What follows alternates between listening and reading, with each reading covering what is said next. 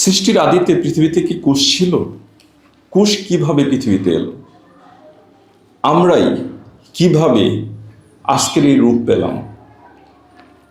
হ্যাঁ, বিবর্তন বলে আমরা বিবর্তনের মাধ্যমে তৈরি হয়েছি, কিন্তু বিবর্তনের গোড়া কোথায়? কোথা থেকে সৃষ্টি হলো? প্রি এক্সিস্টিং সেল পৃথিবীতে কিভাবে আসলো?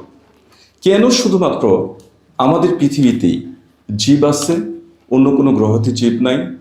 আমাদের এই ইউনিভার্সে লক্ষ লক্ষ নক্ষত্র, তাহলে সেগুলোতে জীব আছে? এলিয়েন কি আসলেই আছে? তাহলে এই প্রশ্নগুলো ছিল বিজ্ঞানীদের সেই প্রাচীনকাল থেকে। আজকে সেই প্রশ্নগুলোই খুঁজব এবং জানব পৃথিবীতে কিভাবে প্রাণের অস্তিত্ব এসেছে। আলেকজান্ডার ওপারিন ও জেভিয়ার সেলডেন 1920 সালে আমাদেরকে বলেন যে সৃষ্টির আদিতে অ্যামোনিয়া, মিথেন, পানি ছিল গ্যাস আকারে ও ছিল হাইড্রোজেন। এদের মধ্যে বৈদ্যুতিক স্ফুলিঙ্গ, লাইটেনিং, বজ্রপাত, স্পার্কিং, এগুলোর ফলে তৈরি হয়েছে অ্যামিনো অ্যাসিড। স্ট্যানলি মিলার ও হারোল্ড ওয়েরি 1953 সালে ল্যাবে অ্যামিনো অ্যাসিড সংশ্লেষণ করে আমাদেরকে দেখিয়েছেন যে অজৈব যৌগ থেকে জৈব যৌগ তৈরি সম্ভব। অনেকে ধারণা করেন সরলতর আরএনএ থেকে প্রোটিনের যৌগ তৈরি হয়েছে। একে আরএনএ ওয়ার্ল্ড হাইপোথিসিস বলা হয়। পরবর্তীতে উক্ত অ্যামিনো অ্যাসিড থেকে তৈরি হয় কার্বন যৌগ বা পলিমার। এই কার্বন যৌগ বা পলিমার থেকে তৈরি হয়েছে ফসফোলিপিড বাইলেয়ার।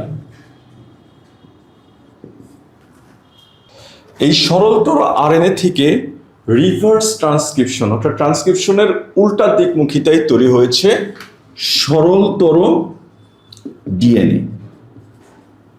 তাহলে এই ডিএনএ সরলতর একটা কোষের ভিতরে প্রবেশ করেছে। এই সরলতর ডিএনএ কোষের ভিতরে প্রবেশ করেছে, ফসফোলিপিড বাইলেয়ারও হয়েছে। কালের বিবর্তনে এখানে একটা ব্যাকটেরিয়া, একটা বায়োবিও ব্যাকটেরিয়া এসে এই কোষের ভিতরে প্রবেশ করলো। প্রবেশ নাও করতে পারত, কিন্তু প্রবেশ করলো, আমাদের পৃথিবীতেই প্রবেশ করলো। আর এতে তৈরি হয় মাইটোকন্ড্রিয়া। এই মাইটোকন্ড্রিয়া প্রবেশ করাতে তৈরি হলো প্রাণীকোষ। তাহলে এইভাবে এককোষী প্রাণী পরবর্তীতে আস্তে আস্তে কালের বিবর্তনে, মিউটেশনের মাধ্যমে, অভিব্যক্তির মাধ্যমে বহুকোষী প্রাণীর সৃষ্টি হলো। এককোষী প্রাণী, অমেরুদণ্ডী প্রাণী, তারপরে মেরুদণ্ডী প্রাণী, এইভাবে প্রাণীর বিবর্তন শুরু হলো। উক্ত প্রাণীকোষ, যে কোষের মধ্যে ছিল মাইটোকন্ড্রিয়া, এই কোষের মধ্যে পরবর্তীতে হঠাৎ করে এক সময় একটি ফটোসিনথেটিক ব্যাকটেরিয়া এসে প্রবেশ করলো। প্রবেশ নাও করতে পারতো, অন্য কোনো জায়গায় হয়তো এটা প্রবেশ করে নাই, কিন্তু আমাদের পৃথিবীতে, আমাদের এই ধরিত্রীতে প্রবেশ করেছে। আর প্রবেশ করাতে এটাই হয়ে গেল কালের বিবর্তনে প্লাস্টিড। এই প্লাস্টিডের থেকে রকম ফের হয়ে তৈরি হলো ক্লোরোপ্লাস্ট, ক্রোমোপ্লাস্ট, লিকোপ্লাস্ট। এইভাবে তৈরি হলো আস্তে আস্তে ধীরে ধীরে কালের আবর্তনে উদ্ভিদ কোষ। তাহলে এইভাবে পরবর্তীতে উদ্ভিদ কোষের মধ্যে বিবর্তন হয়েছে। বিভিন্ন ধরনের উদ্ভিদ, শৈবাল, ছত্রাক, ব্রায়োফাইটা, টেরিডোফাইটা, নগ্নবীচি, আবৃতবীচি, এই সমস্ত উদ্ভিদে আমাদের পৃথিবী ছেয়ে গেল। এইভাবে পৃথিবীতে প্রাণী, উদ্ভিদ তাদের বিকাশ হয়ে। দেখো, এই ঘটনাটা নাও ঘটতে পারত। এইভাবে যৌগগুলো মিলে অ্যামিনো অ্যাসিড তৈরি হয়েছে বৈদ্যুতিক স্ফুলিঙ্গের মাধ্যমে। পৃথিবীতে তো বিভিন্ন রকম গ্যাস ছিল, বিভিন্ন রকম উপাদান ছিল। আমাদের এই বিশ্ব ব্রহ্মাণ্ডের অন্যান্য গ্রহতেও বিভিন্ন ধরনের উপাদান আছে। ওখানে তো অ্যামিনো অ্যাসিড তৈরি হয় নাই, কিন্তু আমাদের পৃথিবীতে তৈরি হয়েছে। হইতে নাই পারত, কিন্তু হয়েছে। আর এইভাবে পরবর্তীতে এই রাস্তায় কোষ তৈরি হয়েছে। তাহলে এই সম্ভাবনাটা ছিল, আমরা যদি সম্ভাবনার হিসাব করি, 1,00,000 ভাগের 1 ভাগ, কোটি ভাগের 1 ভাগ। কিন্তু তারপরে আমাদের পৃথিবীতে এটা হয়েছে। আর এইভাবে পৃথিবীতে প্রাণের সৃষ্টি হয়েছে, পৃথিবীতে প্রাণ এসেছে।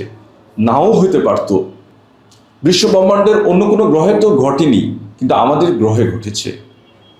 আমাদের গ্রহে মানুষ এসেছে, পৃথিবীর সবচেয়ে সেরা জীব। এবং আমরা যেহেতু এই জিনিসটা বুঝতে পারছি, আমরা বিশ্বকে আরো সামনে এগিয়ে নিয়ে যাব। আমরা সকল জীবের পক্ষে কাজ করব, সকল জীব যেন পৃথিবীতে সুন্দরভাবে বাস করতে পারে। আমরা একটা জিনিস মনে রাখবো, এই পৃথিবী একটা শুধু মানুষের না, এই পৃথিবী সবার, প্রত্যেকটা জীবেরই এখানে সুন্দর করে বাঁচার অধিকার আছে। হ্যাঁ, আমরা সৃষ্টির সেরা জীব, কিন্তু সেই সেরাটাও আমরা ধরে রাখবো। আমরা সবার জন্য কাজ করব, আমরা সকল জীবের। আমরা তখনই হতে পারবো সৃষ্টির সেরা জীব।